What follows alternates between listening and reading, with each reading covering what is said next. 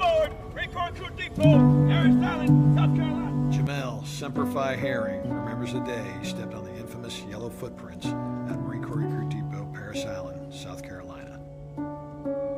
Leaving for 13 weeks and training in the hot, humid, swampy lands akin to the depot was an idea from a good friend of his, Stephen Brown, in an effort to start something better for himself. He could never have imagined then that the adventure he was about to begin would see him fighting battles in faraway lands and in the ring against some of the world's leading boxers.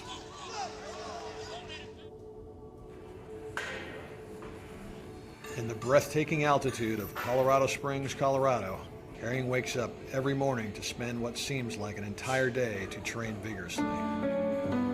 His schedule is fine-tuned to prepare him for the bout on November 9th against his mandatory challenger, Lamont Roach. Right now, we're at a high point. It's that discipline that, of course, I've learned and that we're all accustomed to with the Marine Corps. So it's all about, just doing the right thing and just following instructions and taking care of your body when others aren't watching. Jamel took up boxing as a teenager, but wasn't much invested into it back then. When he turned 17, his friend Stephen had come back from recruit training almost a different person. He decided he too would become a U.S. Marine. It was a new challenge for him, but something that he knew deep down inside he needed to do. Right after high school, I was still 17 years old, went straight to, went straight to Parris Island, and actually spent my 18th birthday in the sandpit, watching him and going to the Marine Corps, and looking at him as my role model, my big brother. That was one of the main reasons why I had joined myself. He recalls his family's support towards his decision.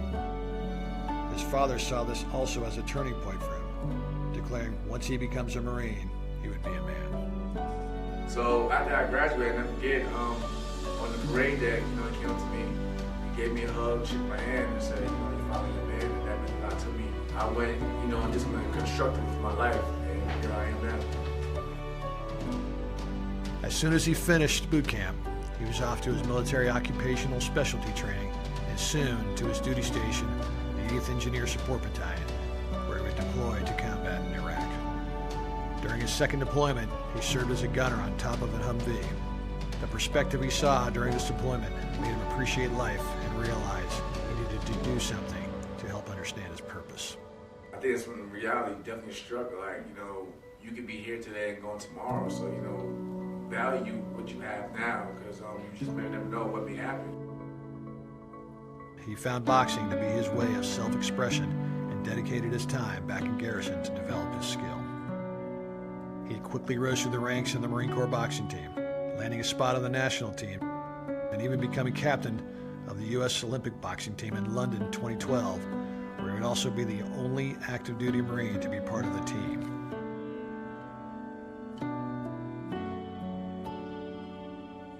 But life hasn't always been so straightforward during all that time. His friend and fellow Marine, Stephen, passed away in 2004.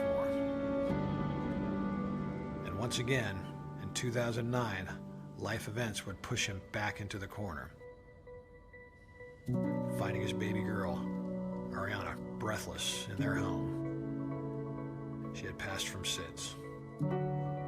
I was home, and I was actually downstairs in the living room, just, having a regular night, just enjoying TV, and I'll never forget it. My mother was upstairs, and her mother, just started screaming, and, I didn't know what was going on, so I rushed upstairs.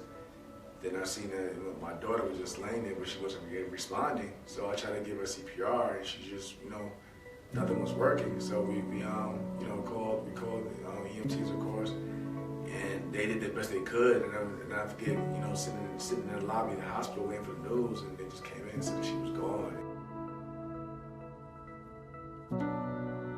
But Herring did not let this battle defeat him. He trained harder, holding on to the spirited guidance his beloved Ariana would give him, knowing she is always there to watch over him. She is right next to him every time he steps into the ring, so he always has to bring his best. When you lose someone that you love, close to your heart, you just want to give up on everything. But so when I have her in mind, I always say, what will Ariana think? My daughter's a Marine, and all of the Marines basically look up to me to this day.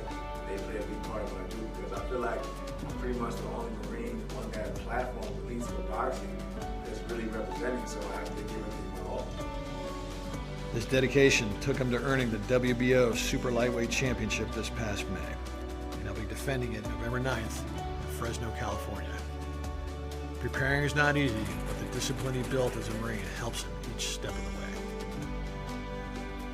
As he trains to defend his title for the next few weeks in the high altitude of Colorado Springs, he's reminded of the trust he earns from his peers everywhere he goes.